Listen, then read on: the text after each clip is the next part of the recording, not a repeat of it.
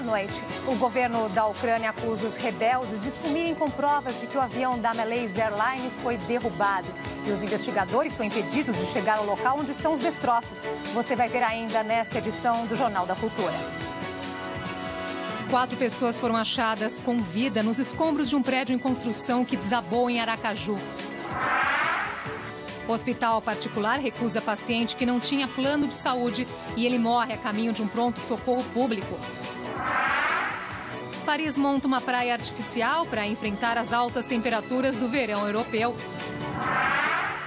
Feirantes de São Paulo aderem aos pedidos por telefone e aos cartões de crédito e débito para manter a clientela. Na época, meu pai não tinha, porque não tinha nem telefone naquela época. Mulheres abandonam as tintas de cabelo e assumem os fios brancos. Eu passei muitos anos da minha vida escondendo meu cabelo branco, até que chegou uma hora de me libertar. Morre aos 80 anos o escritor Rubem Alves, autor de mais de 120 títulos sobre educação e religião e de uma série de livros infantis. O festival japonês reúne mais de 100 mil pessoas em São Paulo para pedir paz, amor, esperança, prosperidade e proteção. Separatistas ucranianos estão impedindo o acesso dos investigadores à região onde caiu o avião da Malaysia Airlines. O governo de Kiev acusou os rebeldes de sumirem com provas de que a aeronave foi derrubada. O chefe da Segurança Nacional da Ucrânia disse que os separatistas levaram 38 corpos e partes do avião. Os destroços estariam sendo transportados para a Rússia. Investigadores da Organização para a Segurança e Cooperação na Europa afirmaram que o local da queda está cercado por rebeldes armados que controlam o acesso dos monitores. Vários líderes europeus exigiram neste sábado que a Rússia interceda para que os separatistas liberem a área do acidente. O premier holandês Mark Rutte ligou para Vladimir Putin e disse que esta era a última chance que a Rússia tem para ajudar. Ainda não há confirmação de que um míssil derrubou o Boeing 777. Equipes do FBI e da Interpol vão ajudar nas análises. As 2 caixas pretas foram encontradas, mas a Ucrânia informou que não sabe quem ficou com elas. O governo de Kiev voltou a acusar os rebeldes e a Rússia pela queda do voo MH17, que teria sido derrubado por um armamento antiaéreo soviético. Já os separatistas alegam que a Força Aérea Ucraniana abateu o avião e matou os 298 passageiros. Várias vigílias foram realizadas no mundo em homenagem às vítimas da tragédia. 4 pessoas da mesma família sobreviveram à queda de um prédio em construção que desabou em Aracaju. Elas passaram 14 horas embaixo dos escombros. A família dormia no edifício de 4 andares na Zona Sul que desabou na madrugada. O prédio estava em fase de acabamento e um vigilante contou que a família dormia todos os dias na construção. A Defesa Civil e equipes do Corpo de Bombeiros conseguiram chegar ao casal e aos 2 filhos com a ajuda de cães farejadores e escavadeiras. Todos passam bem. As causas do desabamento estão sendo investigadas. A presidente Dilma Rousseff sobrevoou as áreas atingidas pelas chuvas em Uruguaiana, zona oeste do Rio Grande do Sul, e liberou 54 milhões de reais para os desabrigados e obras de recuperação de estradas. Há um mês, as fortes chuvas castigam a cidade. 3 pessoas morreram e mais de 2.000 estão fora de casa. Um vigilante morreu depois de ser recusado por hospital particular na zona leste de São Paulo. Nelson França, de 48 anos, passou mal dentro de um ônibus e foi levado ao pronto-socorro. O enfermeiro negou o atendimento por falta de convênio médico. Nelson ficou mais de 1 hora na entrada até a chegada dos bombeiros. Ele morreu a caminho de um hospital público. A polícia investiga o caso. Morreu aos 80 anos por falência múltipla de órgãos o escritor e educador Rubem Alves. Ele estava internado há 9 dias em Campinas para o tratamento de uma pneumonia e teve complicações renais e pulmonares. Rubem Alves nasceu em Boa Esperança, no sul de Minas Gerais, e era um dos intelectuais mais respeitados do país. Formado em teologia, atuava também como psicanalista e cronista. Ele publicou mais de 120 títulos sobre educação e religião, além de uma série de livros infantis. E agora uma excelente oportunidade para fazer um curso técnico de graça. Começam segunda-feira as inscrições para o Sistema de Seleção Unificada da Educação Profissional e Tecnológica, o SISUTEC. Os interessados em uma das 290 mil vagas em todo o Brasil têm até sexta-feira para se inscrever no site sisutec.mec.gov.br. Tem cursos em várias áreas como logística, segurança do trabalho, saúde e informática. O cabelo grisalho, consagrado entre os homens, começa a ganhar força na ala feminina. Até as mais jovens andam experimentando o tom platinado.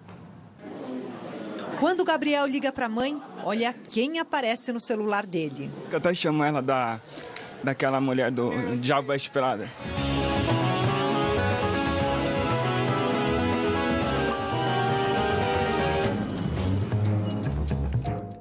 E lá vem a Meryl Streep do Gabriel. Adelaide nem sabia do apelido. Ela se rendeu ao tom natural dos cabelos há 2 anos.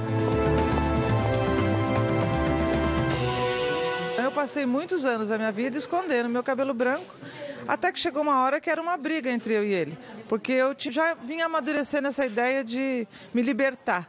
Liberdade que há tempos faz a cabeça de muitos homens e aos poucos a das mulheres. Gabriela, de 40 anos, tirou o sábado para ficar com as madeixas grisalhas.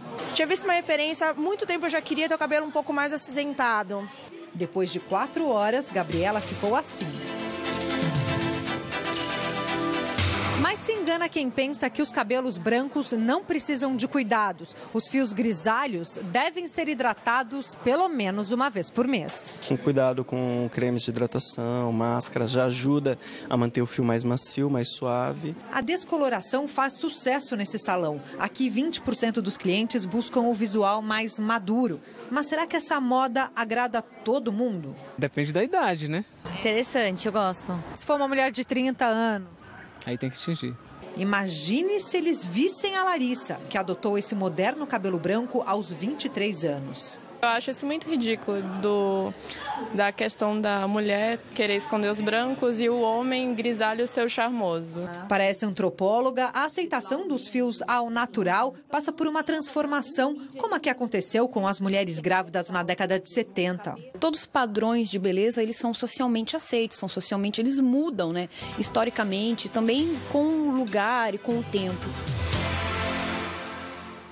E o Repórter Eco deste domingo vai mostrar uma exposição sobre a civilização maia que está sendo vista por uma média de 5 mil pessoas todos os dias em São Paulo. No Repórter Eco deste domingo, você vai conhecer a exposição em São Paulo, que revela a riqueza de uma civilização antiga que permanece viva até hoje. São centenas de objetos que mostram a arte, o modo de vida e a visão cósmica dos maias no México. Repórter Eco domingo, 5h30 da tarde, eu espero você. Até lá!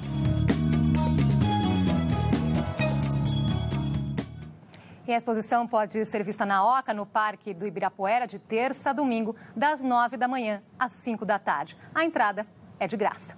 Em instantes, arquitetos mapeiam as construções mais importantes de todos os tempos em São Paulo. E as obras para recuperar o mercado público de Porto Alegre, atingido por um incêndio há 1 ano.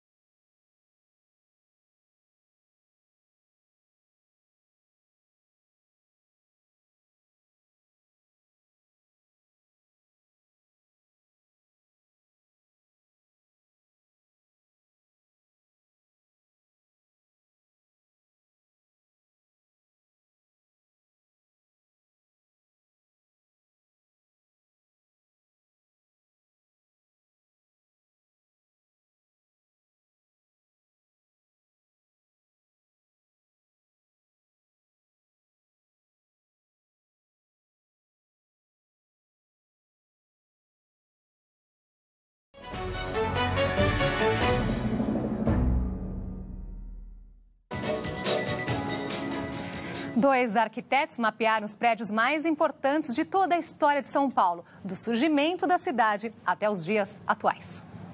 O passeio começa em 1554, quando uma igreja e um colégio de jesuítas foram erguidos para marcar o nascimento da vila de São Paulo de Piratininga. O conjunto atual, conhecido como Pátio do Colégio, é uma reconstrução de 1979. Pertinho dali, virando um pouco as páginas dessa história, chegamos em 1834, quando Maria Domitília de Castro e Melo comprou o imóvel da antiga Rua do Carmo.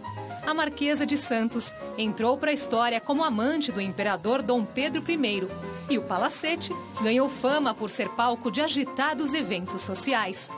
Já no século XIX, em meio a epidemias que atingiram a população, uma construção marcou a evolução urbana da cidade.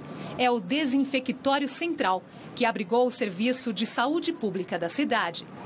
Vale a pena também uma paradinha no edifício Ouro para o Bem de São Paulo.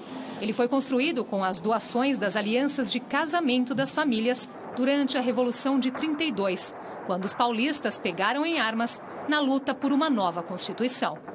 Em 1954, um presente nos 400 anos de São Paulo. Uma homenagem grandiosa para retratar o poder e a modernidade da cidade. O Parque do Ibirapuera, com as imponentes construções de Oscar Niemeyer. Outro arquiteto que eternizou seu nome por aqui é Rui Otaki. É dele o prédio que chama atenção na Avenida Brigadeiro Luiz Antônio, onde funciona um luxuoso hotel. Essas e outras construções da cidade estão no livro São Paulo, Cidade e Arquitetura, um guia. E nós recebemos aqui no estúdio um dos organizadores desse livro, Jorge Bassani, arquiteto e professor da Faculdade de Arquitetura e Urbanismo da USP. Muito obrigada pela presença, professor. Obrigado a vocês. Vou te contar que deu um trabalho enorme para a gente selecionar esses prédios, né, que passaram na matéria anterior. Eu imagino o que não tenha sido selecionar 284 edifícios para colocar aqui nesse livro. Qual foi o critério? Olha, eu também imaginava, tá? Só que foi muito pior do que eu imaginava. A gente tinha uma lista inicial de 400 prédios e mesmo assim difícil de fazer. Para selecionar esses 284, o que nós tivemos que fazer é sermos rigorosos em relação a alguns critérios. Porque óbvio que tem o caráter subjetivo de uma equipe, de várias pessoas que têm as suas preferências. Nós tivemos que selecionar algumas coisas a partir de alguns balizamentos. E algumas coisas até inesperadas, como é pelo menos o que nós vemos em guias normalmente feitos para arquitetura e tal. Como questões de conjuntos habitacionais, de galpões industriais. Pois é, não são apenas prédios que têm uma arquitetura reconhecida, né? Que tem até arquitetura reconhecida, mas que não está com o glamour de um grande autor ou de representação de algum período estilístico ou coisa assim. Mas que são fundamentais para a gente entender a cidade de São Paulo. O guia, o Bale, você falou dos critérios, o principal critério é isso, quer dizer, qual é a arquitetura que a cidade produz, com o seu crescimento vertiginoso, com uma velocidade sem nenhuma comparação na América do Sul, com essas dinâmicas toda a cidade, ela produz uma arquitetura muito específica. E por falar em velocidade, no livro você faz a pergunta, o que podemos chamar de bela em uma cidade que em um século foi multiplicada por 20? Você encontrou essa resposta durante o trabalho? Olha, não sei se eu encontrei, acho que nós paulistanos, mesmo os que vieram para cá, que não nasceram aqui, temos essa resposta. Quer dizer, é uma beleza mais difícil, precisa chegar mais de perto, precisa conhecer, precisa se aproximar. E de qualquer jeito, uma cidade, né, que cresce isso tudo, quer dizer, que passa a ser um fenômeno fantástico de ocupação territorial, com todos os dramas que isso causa, obviamente já é um espanto, e aí a gente pode colocar em alguma categoria estética de belo, essa coisa fantástica que é uma cidade dessas proporções, né?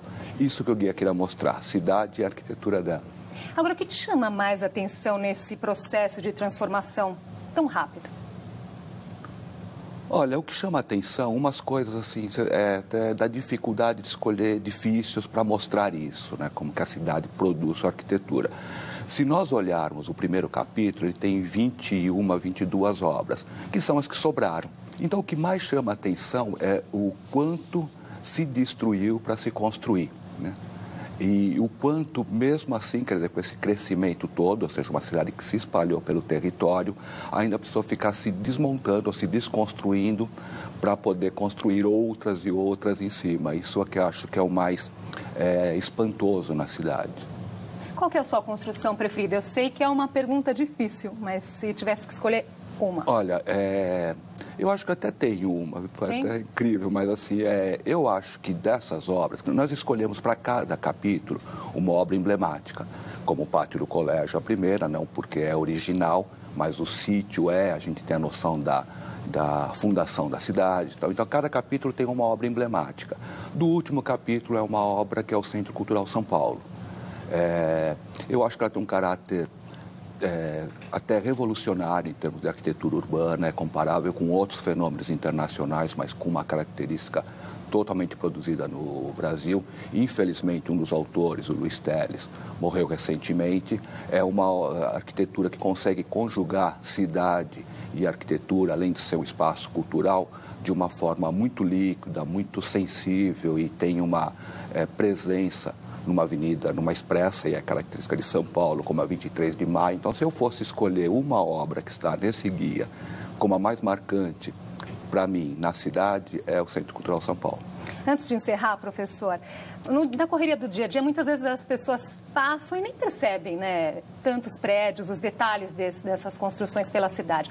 Qual a dica, então, para a pessoa, ao caminhar na rua, prestar atenção? Olha, eu acho que a dica é caminhar primeiro, e caminhar mesmo. Caminhar não simplesmente dando um passo atrás do outro, mas caminhar fruindo o espaço. Quer dizer, São Paulo, o centro de São Paulo, mesmo com essa coisa caricata de que São Paulo não é imediatamente bonita, você precisa ter essa segunda observação, o segundo olhar para reconhecer a beleza. O centro de São Paulo é super agradável, aprazível, logicamente com todos os problemas que qualquer centro metropolitano de América do Sul tem, mas é super agradável. Então, caminhar, usufruindo, aproveitando, é não só bom para reconhecer a produção cultural da cidade, mas é bom para a saúde também das pessoas. Muito obrigada pela dica, pelas informações. E para quem se interessou pela nossa conversa aqui, o livro São Paulo, Cidade e Arquitetura, um guia. Obrigada, professor. Obrigado a você.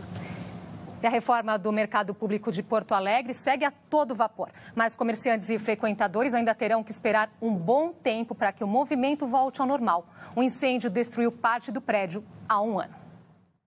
Desde o ano passado, o mercado público de Porto Alegre está em reforma. Operários trabalham na reconstrução de paredes e na colocação das telhas de barro. A cobertura de metal que abrigava os vidros e derreteu no incêndio está sendo retirada com um guindaste. A obra vai custar 30 milhões de reais e deve estar pronta em 10 meses. E é um símbolo cultural que tem que ser resgatado na sua plenitude para que a gente possa continuar recebendo milhares de visitantes. As labaredas tomaram conta de parte do segundo andar do mercado público no dia 6 de julho do ano passado.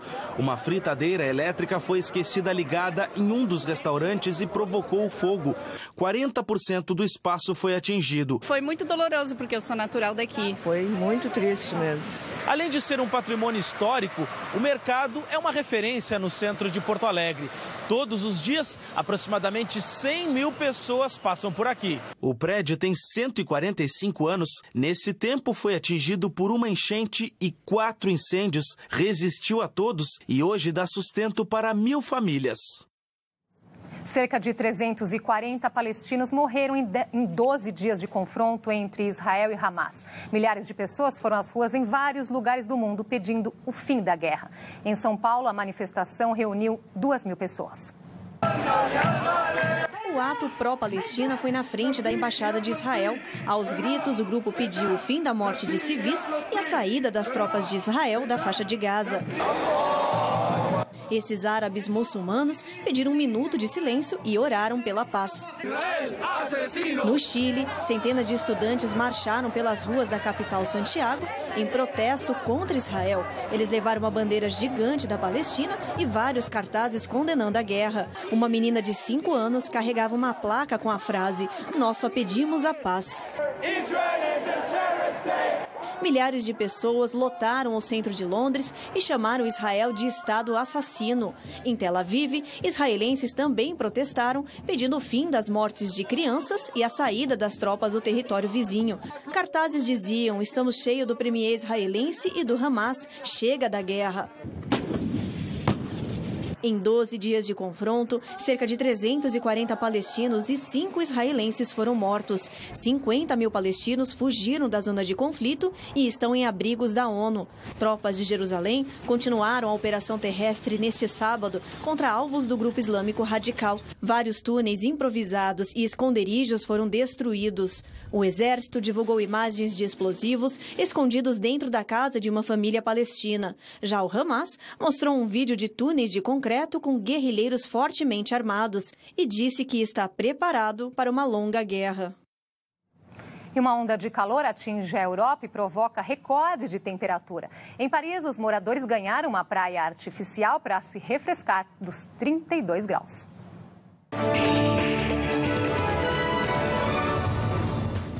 5.000 toneladas de areia foram espalhadas ao longo do rio Sena. A praia de verão tem cadeiras de praia, guarda-sol e atividades para as crianças. Na Inglaterra, os moradores se refrescam do calor de 32 graus em fontes e tomam banho de sol em jardins públicos. Na Espanha, 26 províncias decretaram estado de alerta. Os termômetros atingiram 40 graus. Vários idosos foram parar nos hospitais. Só no ano passado, o clima quente matou 20 mil pessoas na Espanha.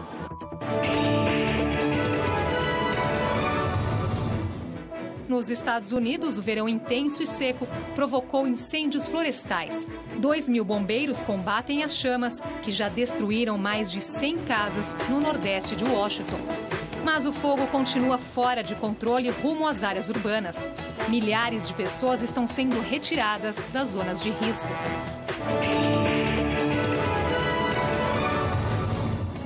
Já na Índia, julho é o período de cheias intensas e cheia dos rios. As monções, como o fenômeno é conhecido, alagaram várias cidades.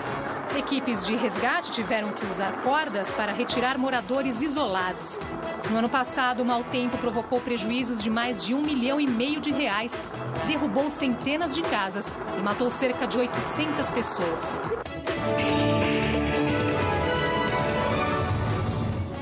A China enfrenta o tufão mais forte dos últimos 40 anos.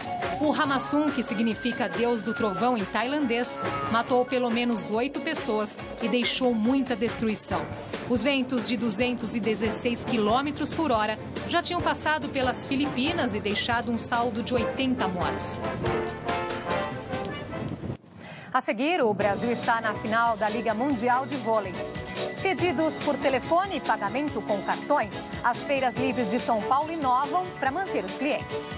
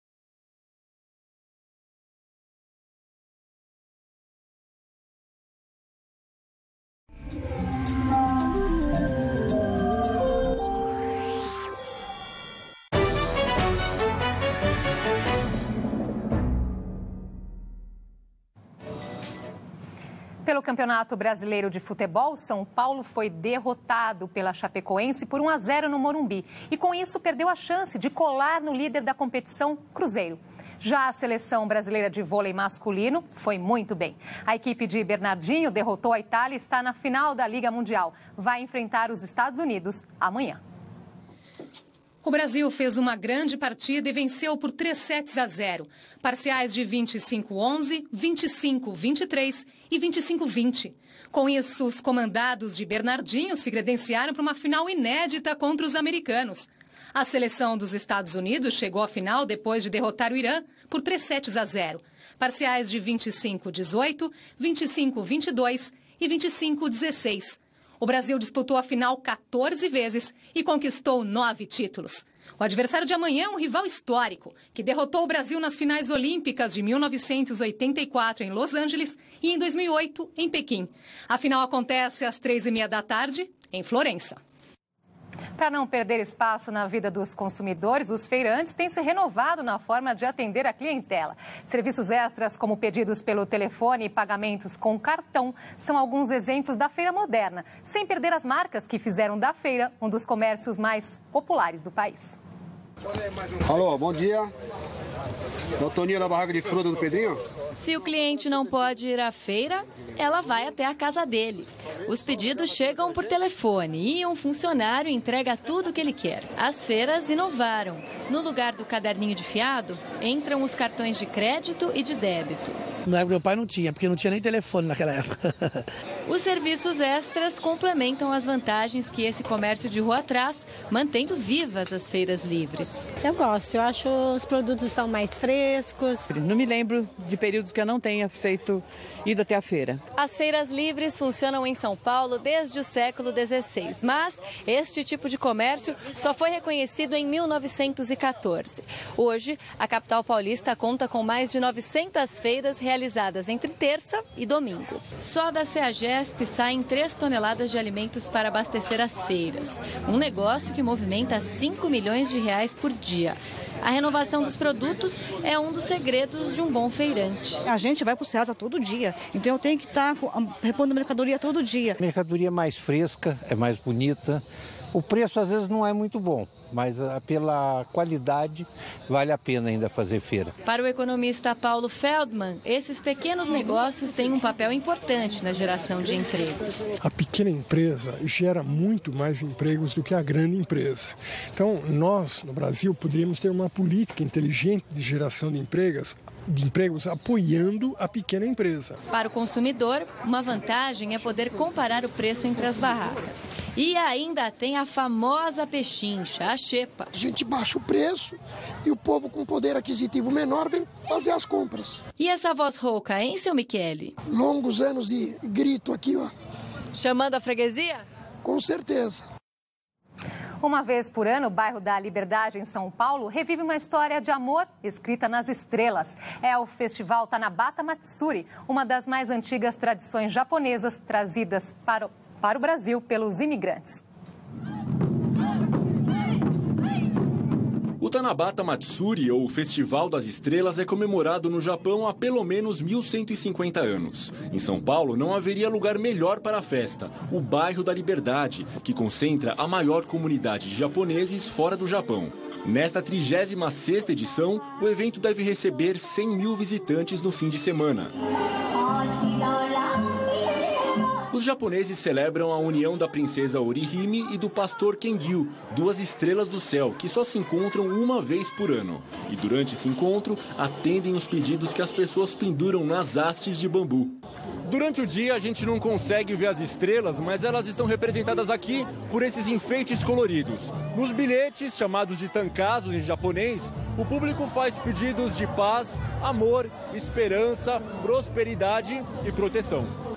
Eu peço sempre que o amor comigo, eu e minha esposa, sempre se mantenha unido e forte. Paz, que as pessoas se entendam. Muito amor, paz para toda a humanidade, que isso está bem difícil.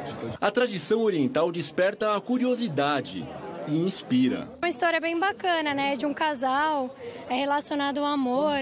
E isso mexe um pouco com todo mundo que é apaixonado, né? E dá uma ideia de esperança muito legal, aquece, ainda mais um dia tão bonito. Os visitantes podem saborear várias delícias da cozinha japonesa, mas também há opções chinesas e ocidentais.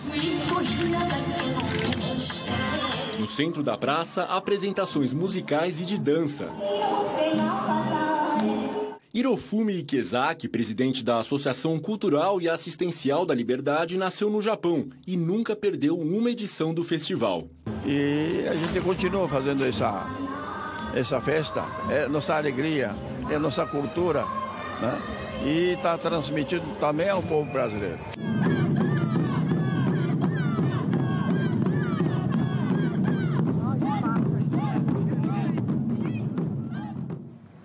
E no Boa Noite especial de hoje, a gente fala da volta de um cinema de rua muito especial em São Paulo. O Cine Belas Artes ficou 3 anos e meio fechado, mas reabriu neste sábado depois de muita mobilização. É uma vitória da cultura que merece ser replicada para recuperar e manter os cinemas de rua pelo país. Uma boa noite a todos, um ótimo domingo. Voltamos na segunda-feira ao meio-dia na primeira edição e às 9 da noite.